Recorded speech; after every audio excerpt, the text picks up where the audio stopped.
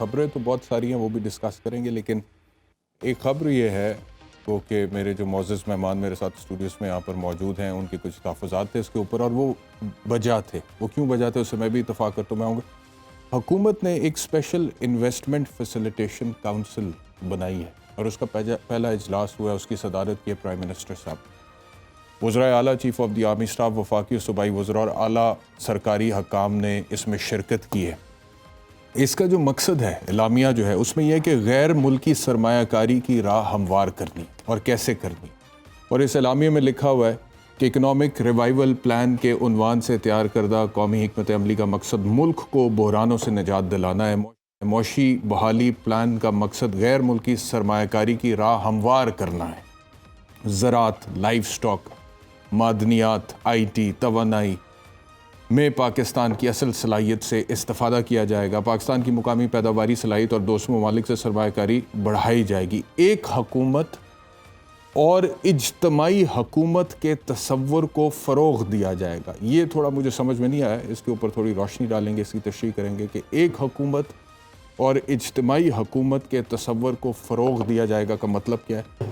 Council سرمایہ کاروں کے لیے سنگل ونڈو کی سہولت کا کردار ادا کرے گی. یہ تو بالکل بجا بات ہے اور ہونا بھی ایسے. اب سوال یہ پیدا ہوتا ہے کہ ایک طرف تو یہ حکومت جس کے ویسے جانے کے دن تھوڑے ہی رہ گئے ہیں اگر آئین کا اطلاق ہو تو، اور دوسری طرف جو ان کی پرفارمنس ہے معاشی اعتبار سے وہ بھی آپ کے سامنے ہے. اور غیر ملکی سرمایہ کاری جب انٹرنیشنل انویسٹمنٹ یا فورن انویسٹر کی آپ بات کرتے ہیں کہ وہ ملک میں ہم نے لے کر آنی ہے، تو اس کے لیے ایک ماحول ہوتا ہے، ایک ماحول کو آپ سازگار کرتے ہیں. لیکن جب آپ کے یہاں پہ معاشی بدحالی ہے، گروتھ ریٹ آپ کا ورچولی صفر پر ہے، آپ کی inflation is one of the highest in the history, آپ کے یہاں پہ اکنامک انسرٹرنٹی ہے، ڈالر جو ہے وہ جو اڑان بھر چکا ہے وہ بھی آپ کے سامنے ہے. آئی ایم ایف کے ساتھ آپ کے معاملات طے نہیں ہو پا رہے ابھی تک کہ وہ آپ کو بیل آؤٹ کریں گے، نہیں کریں گے. ڈیفالٹ کی باتیں ہوتی ہیں، ایل سیز آپ کی نہیں کھل پاتی. اور دوسری طرف سیاسی عدم استحکام ہے، لا اینڈ آرڈر کی سچویشن ہے. تو ان حالات میں فورن انویسٹر کو کیسے آپ کہیں گے کہ وہ انویسٹ کرے پاکستان میں؟ That is the question.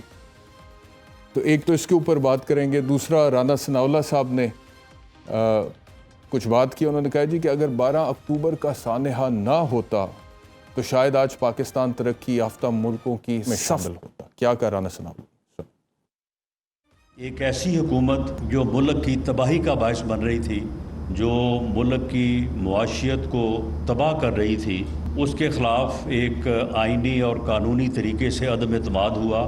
اور اس کے بعد آپ نے یعنی بدترین معاشی حالات میں حکومت کی باغ دوڑ سنبھالی. اگر 12 اکتوبر کا سانحہ نہ ہوتا تو شاید آج پاکستان جو ہے وہ ترقی یافتہ ملکوں کی صف میں شامل ہوتا، اور پاکستان اتنی ترقی کر چکا ہوتا کہ ہمارے لوگ جو ہیں وہ اس طرح سے جا کے کشتیوں میں سوار ہو کے بہتر مستقبل اور روزگار کے لیے جو ہے وہ اس طرح سے ڈوب کے نہ مرتے. آج میں پوچھتا ہوں کہ وہ کہاں ہیں وہ لوگ جو کہتے تھے کہ ہم 1 کروڑ نوکریاں دیں گے؟ وہ کدھر ہے وہ 1 کروڑ نوکری؟ پرائم منسٹر نے بھی گفتگو کی ہے، ان کی بھی بات سن لیں، اس کے بعد ہم اپنی گفتگو کو آگے بڑھاتے ہیں. یہ سال انتہائی طوفانی یہ سال تھا. سیاسی ہلچل مچائی گئی کہ پاکستان کو ڈیریل کیا جائے، سازشیں کی گئیں اور امریکہ نواز حکومت کا الزام لگایا گیا. پھر 9 مئی کو ان کی سازش اور ملک دشمنی انتہاؤں کو چھو گئی. نواز شریف کے دور کے اختتام کے بعد ہر چیز زمین بوس ہو گئی تھی.